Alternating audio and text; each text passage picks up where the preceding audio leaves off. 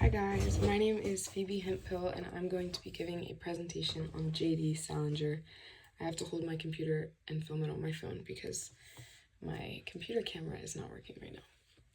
Anyways, Salinger was born January 1st, 1919 in New York, and he was raised by his Jewish father and his Christian mother. He attended various public schools, but also military academy, which led him to joining the U.S. Army, and he fought in World War II. This is him at war. While he was at war, he wrote many different short stories that would later be published in different magazines, but he also wrote portions of The Catcher in the Rye, his most famous novel. That is the one that I read for this assignment and that I'm going to be talking about today. So The Catcher in the Rye was published in 1951, and the book received a lot of praise and a lot of ridicule. It became super popular, and it follows the storyline of the mind of a rebellious teen searching for life and going through different parts of adulthood as he's like coming out of his childhood in a sense. And the novel became extremely popular due to its relatable storyline going from childhood to adulthood.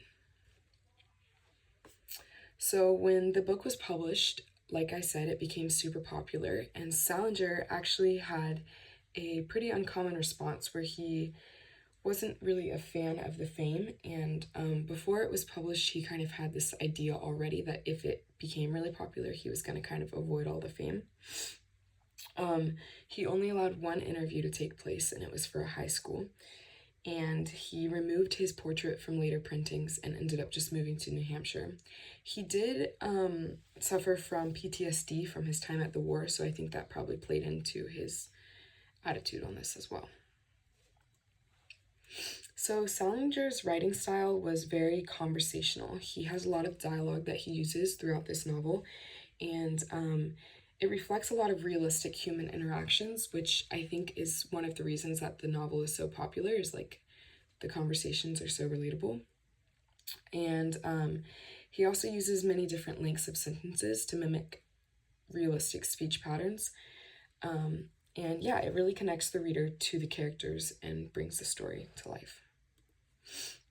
So what is The Catcher in the Rye about? The novel follows this boy named Holden Caulfield as he explores New York City. He's expelled from his boarding school, and he has 3 days until Christmas break, so he uses those 3 days to just kind of adventure around New York City. He experiences a glimpse of adulthood through his childish innocence after being expelled from his boarding school. He yearns for connection, and the book explores his many different interactions. Salinger develops different themes and aspects of this transition through his characters and scenes that he uses. And in this picture, this is Holden Caulfield's little sister Phoebe that he refers to a lot in the book, and I think she's one of the key characters because she is a child, and so he's able to like look at her as like an actual child and kind of relate to her, but he's also like an adult now and having to grow into that. In my opinion, I personally really loved reading this novel. I connected to Holden in certain ways and found some of his feelings very relatable, going from, childhood to adulthood. I think this is also why so many people love this book. The concept of growing up is very relatable. So my writing style compared to his writing style, I think I have a somewhat similar writing style to Salinger. I choose to use a more casual tone throughout my story, the stories that I write, and I also try to focus on realism and a relatable storyline, as does Salinger. So what I'm taking away from his writing is his use of dialogue.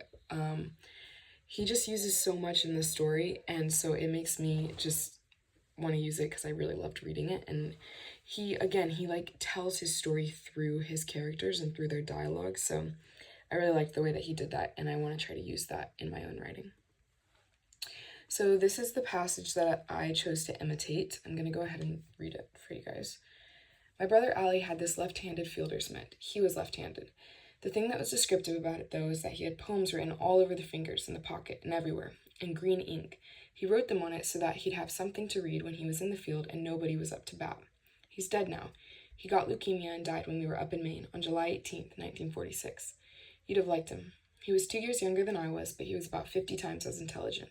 He was terrifically intelligent. His teachers were always writing letters to my mother, telling her what a pleasure it was having a boy like Allie in their class. And they weren't just shooting the crap, they really meant it. But it wasn't just that he was the most intelligent member in the family. He was also the nicest, in lots of ways. He never got mad at anybody. People with red hair are supposed to get mad very easily, but Allie never did, and he had very red hair. So then this is my passage that I wrote. My best friend Bree had this sketchbook. She loved art. The thing that was cool about it, though, was that she would fill this book up with all sorts of random crap, not just drawings. So anyone trying to decipher what her art meant would have no clue. She's gone now. She moved away and left early August. You'd have liked her. She was a few months younger than I was, but she was a heck of a lot cooler. Terrifyingly cool. People would always talk about her at school, about her creative mind and funky style. They really meant it. But it wasn't just that she dressed cool and made art. She was also the sweetest person in lots of ways.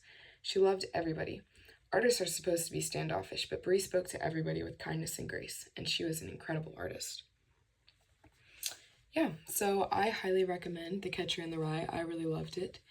And yeah, I hope you enjoyed this presentation. Thank you.